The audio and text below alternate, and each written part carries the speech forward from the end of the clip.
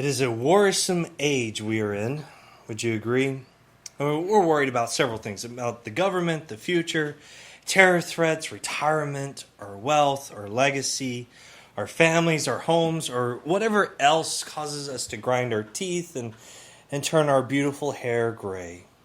Sadly, our worrisome age is encouraged, or rather it is fueled by the news media, politician, Wall Street capitalists, television preachers, and social media. The more you and I worry, the more money they make and the more exposure they receive. If we didn't worry about living the best life now, we wouldn't be buying books that tell us how. Indeed, it is a difficult time to be a Christian. Perhaps, though, not for the reasons we might think, or nodding our amening heads at. It is difficult in terms of how the church is challenged and opposing thoughts by her leaders. On one hand, you have a group which encourages us to buy into anything their 24-hour news station tells us to be fact, while on the other hand, another group encourages us to buy into everything their political party tells us to be fact. And if our hands are not full enough, we have this little book in which all the words of the Messiah are recorded that tell us to buy into what he says to be fact. Choices. With so many, it is indeed difficult to know which voice is the right voice. Each one claiming to speak for the voice recorded in today's scripture. Yet each one is speaking only a half-truth, only a half-interpretation of the voice. So many voices to listen to, it is hard to hear the voice of Jesus speak, even when he speaks so clearly. Who do we listen to? Let's give Jesus a try. It is Sunday after all. He said to his students, that's why I'm telling you not to worry about your physical life, what you'll eat, or for your body, what you'll wear. For life is much more than eating, and the body is more than clothing. Take a look at the birds. They don't plant, they don't harvest, they don't even store things away in cribs or barns, yet God cares for them. You are considerably more valuable than birds. Besides, which one of you, by fretting and fuming, can make himself 1 inch taller? Well, if you're worrying can't change a little thing like that, why wear yourself out over anything else? Now, take a look at the lilies, how they do no knitting or sewing, yet I am telling you that even Solomon in all his finest was dressed as beautifully like one of them. Well then, if God so outfits a plant that one day is grown in the field and the next is used as fuel, he'll do even more for you, you spiritual runts. The people of the world go tearing around after these things, but your Father knows you need them. So set your heart on his movement, and such things will be fully supplied. Stop being so scared, my little flock. Your Father has decided to make you responsible for the movement. Sell what you own and give it with no strings attached. Make yourselves wallets that don't wear out, an unsurpassed spiritual treasure which thieves do not plunder nor do worms consume. For your treasure and your heart are wrapped up together. This passage follows a very direct parable in which a rich man is called a fool and quote-unquote dies the very night after building more barns to store his belongings as he retired to his lawn chair. Do you recall the story? There once was a certain rich fellow whose farm produced well, and he had a meeting with himself, and he said, "Oh self, what shall I do? I don't have room enough to store my crops." Then he said, "Here's what I'll do. I'll tear down my old barns and I'll build some bigger ones in which I will store all my wheat and produce. And I will say to myself, self, you got enough stuff stashed away to do you a long time. Recline, dine, wine, and shine." But God said to him, "You fool, at this very night your life is being demanded of you. All these things you've grubbed for, to whom will they belong?" That is the way it is with a man who piles up stuff for himself without giving God a thought. It needs to be said that Jesus is not making a sweeping declaration against wealth in this parable. He is making a sweeping declaration of what happens when wealth, security for the future, becomes our God, our focus, our treasure. The man is a fool because he is concerned with his house, his bank account, and his retirement pension. He is a fool for allowing the security of his wealth to become his sole concern. So Jesus tells a young man who has concerned about his brother splitting his inheritance with him to not place his heart in such treasures of the earth. If we are not to concern ourselves with making sure we can retire in style, because such thoughts, such desires will overcome our Christian call to live faithfully, sacrificially, and in generosity. I would be a fool to say, if I believe this passage to be a passage urging us to not concern ourselves with another's economic situation. Jesus speaks to this when he follows his parable with the observation of the birds and the lilies, saying that God knows we need the basic necessities of life: food, clothing, shelter. He urges us to look at the rich man as an example of what happens when we allow our wealth, our possessions, to become our treasures, become the matters and the concerns of the heart. When our wealth, our possessions, our desires to obtain more is our sole concern for our heart, when all our wealth, our possessions, our desires, and such to obtain more, when all that becomes our focus, then our hearts become cold, our eyes become blind, and our ears become deaf to the voice of God speaking from the voiceless in the community. Poverty may not be a virtue. Remember, Jesus says the poor are blessed because theirs is the kingdom. But neither is wealth a virtue. Remember, Jesus said it will be easier for a camel to go through the eye of a needle than it is for a wealthy person to enter the kingdom of God. When our sole focus is to obtain a secure future, we become servants to that future and servants to the wealth it calls for. Notice the man in the parable only speaks in first person. I, me, mine. What he worked hard for all his life and is his, and his alone. Yet it is the ground that produced the goods in which he profited. Others helped gather in the goods in which he profited. Everything he obtained came from the work of another. His thoughts became only of himself and not for his neighbor. He became the rich man, ignoring the poor Lazarus, begging for food while he gladly feeds on the scraps to the dogs. In our worrisome age, we are willing to do whatever it takes to protect what is ours. And during our most recent election season, the following amounts were spent. The presidential candidate spent nearly $1 billion on television ads and other campaign advertisements. The men who ran for our district's congregational seat raised close to $1 million for their advertisements to be elected in one of the poorest counties in the state of Virginia. $1 million. Several Christian organizations gave close to $600 million for advertisements to try and to get someone elected. So let us ask ourselves a very serious question. Could that $1.7 billion have been given to better use?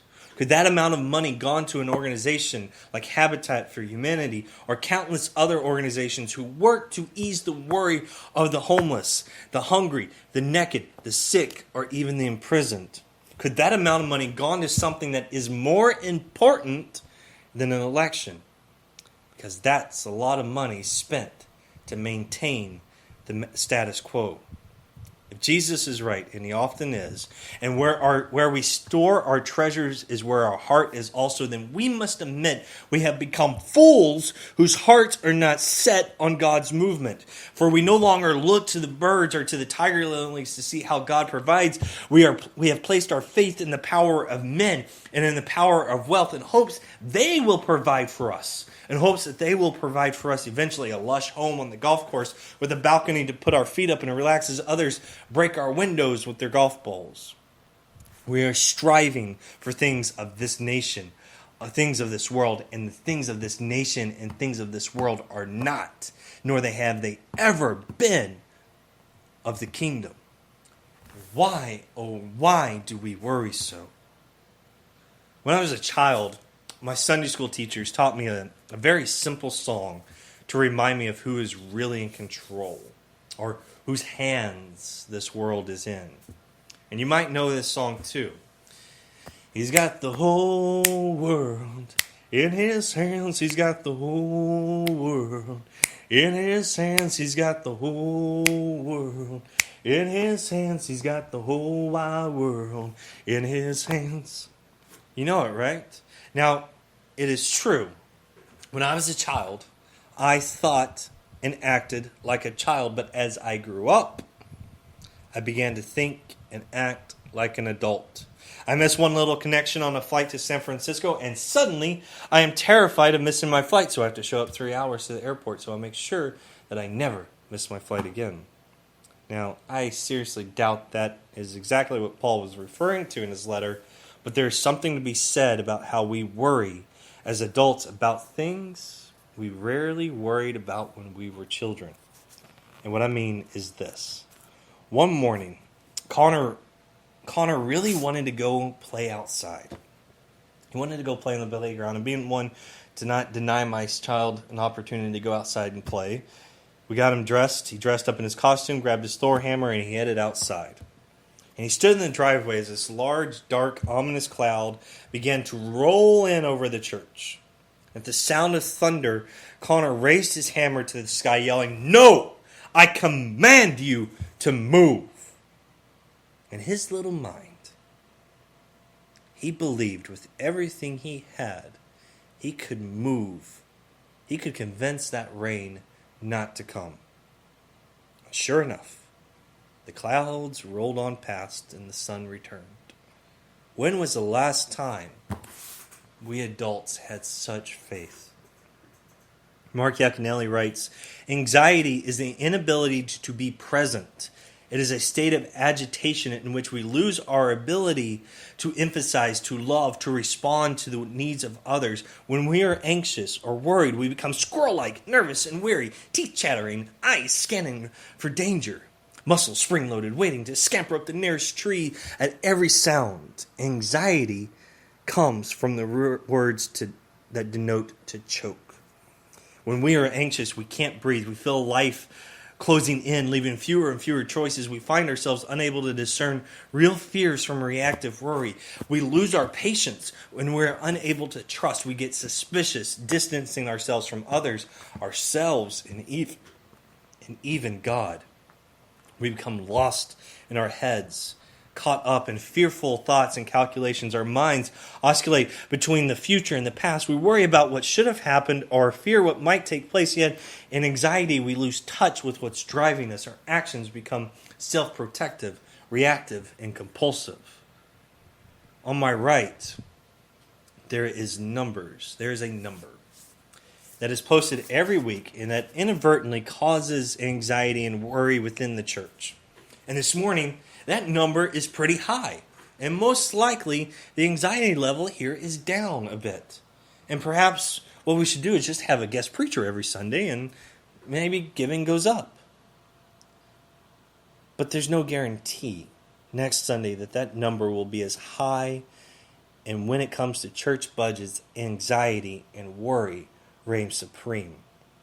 A couple of months ago, a dear friend of mine lost his job at a church because they were behind on their giving and they were not sure they'd meet their budget. Similar, there are hundreds of other ministers, mostly, predominantly associates, who will lose their jobs due to budget issues, while their pastors, rest securely in their nice office chairs. And they are not only the items that get cut from the budget. When our anxiety over the budget rises, we begin to tighten our belts, and the first items to go are staff, missions, youth, children, and any other item deemed of lesser importance. When a church's highest line items are its pastor's salary, building, and cemetery funds, it says something about the church. It says the church is in danger of becoming like the rich fool, placing our faith, our hope, and our value in the seen intangible instead of placing it all in the hands of the intangible God. They become in danger of being unable to see how much more they are worth than the lilies of the valley clothed in gold and the birds flying to and fro. It is dangerous to concern ourselves with the question, will we be here in 30, 40, 50, 100, 200, 225 years from now? For if we do, we allow our worries to exasperate our fears and become believers that wealth and power will solve all problems. Jesus is wanting our hearts and minds to be set on things of the kingdom so that we can hear the tears of the teenager down the road as she cries in her room because her alcoholic father told her she was nothing. Our hearts and minds are to be set on the kingdom so that we can hear the laughter and the joy of the children as they wrestle about in our pews. Our hearts and our minds are to be set on things of the kingdom so that we will show compassion to the ones needing food, clothing, or help with a bill. If our minds and hearts are not set to the kingdom, if we are constantly worried about what the future holds, or thinking if we just throw enough money at the problem, it will be solved, we will miss the voice of Jesus. Perhaps what we need now is not more money, but more people willing to place their hope and faith in God's movement. Perhaps that what we need is to be reminded of the truth of the old spiritual we were taught as children. He's got the whole world in his hands. Perhaps what we need is to see we have enough. We've been given enough, and it is time to commit ourselves to the work of Christ, for it is better to be a church flooded with loud voices and generous spirits than to have a beautiful building that is empty on the inside. So let us listen once more. Stop being so scared, my little flock. Your Father has decided to make you responsible for the movement. Sell what you own and give it with no strings attached. Make yourselves wallets that don't wear out. An unsurpassed spiritual treasure from which thieves do not plunder, nor do worms consume, for your treasure and your heart are wrapped up together.